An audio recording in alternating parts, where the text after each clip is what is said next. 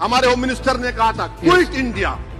अगर इनको मालूम हो जाए कि क्विट इंडिया का नारा एक मुसलमान ने दिया था तो वो भी नहीं बोलेंगे। वो नहीं मालूम था उनको। उसका मैं कंक्लूड कर रहा हूं, उसका नाम यूसुफ मेहर अली था सर। यूसुफ मेहर अली ने क्विट इंडिया का नारा बनाया, जिसको महात्मा गांधी ने सारे देश में एक पैगाम किया। मैं कंक्लूड कर रहा हूं सर, इस देश में अगर आज क्विट इंडिया करना है तो कहना पड़ेगा चाइना क्विट इंडिया। जो गौ रक्षक है जिसका नाम मोनू है, वो आपके लिए मोनू डार्लिंग बन गया है, उसको कहिए क्विट इंडिया। सर, जो लोग तुष्टीकरण की राजनीति आप कर रहे हैं, आप हिंदू अक्सरियती लोगों में हथियार बांट रहे हैं, ये आप देश के लिए खतरा पैदा कर रहे हैं। कंक्लूडिंग, इसीलिए हम आपसे अपील कर रहे हैं कि हुकूमत से कह रहे हैं कि आप जो सियासत कर रहे हैं इससे नुकसान देश को होगा।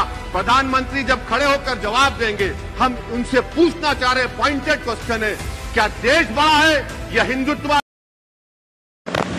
अस्सलामु अलैकुम वरहमतुल्लाहि वबरकातुहू। नाज़रीन, इस वक्त की सबसे बड़ी अपडेट, आपके चहीते नेता बैरिस्टर असदुद्दीन ओवैसी, उसकी स्पीच मैं आपके सामने रख रहा हूं।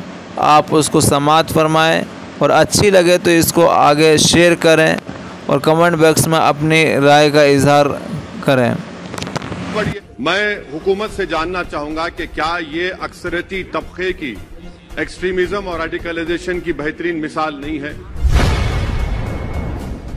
कि कहां गया इस हुकूमत का ज़मीर, कॉन्शियंस जिसको अंग्रेजी में कहते हैं, जब नूह में 750 इमारतों को बगैर ड्यू प्रोसेस फॉलो किए उनके इमारतों को मुनहदम कर दिया गया, और इसलिए कि वो मुसलमान थे।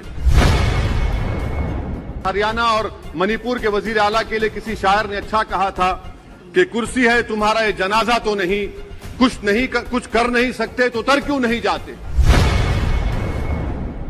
सर, हालिया दिनों में हमारे मुल्क में ट्रेन में एक वर्दीपोश दहशतगर्द ने अपने सीनियर मीना साहब का कत्ल करने के बाद ट्रेन के कंपार्टमेंट में जाकर नाम पूछकर, चेहरे पर दाढ़ी देखकर, कपड़े देखकर उनको कत्ल कर दिया, और उसके बाद उसने कहा कि इस देश में रहना है तो मोदी को वोट देना पड़ेगा। मैं हुकूमत से जानना चाहूंगा कि क्या ये अक्सरियती तबके की एक्सट्रीमिज्म और रेडिकलाइजेशन की बेहतरीन मिसाल नहीं है, और अगर है तो फिर हुकूमत इस पर क्या करेगी। सर, हमारे आइन में, संविधान में लिबर्टी ऑफ कॉन्शियस को लिखा गया, तमहीद में, यानी जमीर की आजादी का जिक्र किया गया है।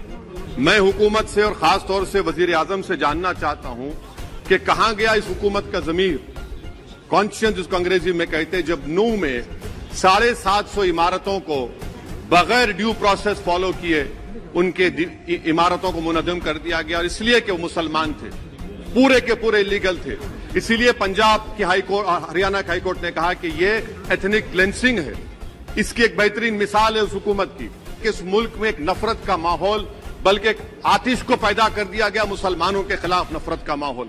ये 9 साल का इनका ये कारनामा है।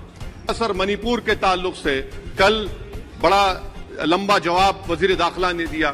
सर, आसाम राइफल के ऊपर केस बुक हो जाता है, FIR हो जाता है। क्या हो रहा है वहां पर? कहां गया आपका कॉन्शियंस, कहां गया आपका जमीर, जब वहां की महिलाओं की अस्मत रेजी की जा रही है, और आप मुख्यमंत्री को नहीं हटाना चाहते इसलिए क्योंकि वो कोऑपरेट कर रहा है।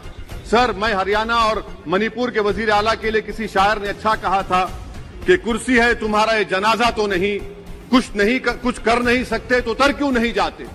आखिर कहां गया? उन ताबूतों में खो गया कि आपका कॉन्शियस, आपका जमीर, जहां पर 50,000 लोग बेघर हो गए, यानी 6 लाख हथियारों को लूटा जा रहा।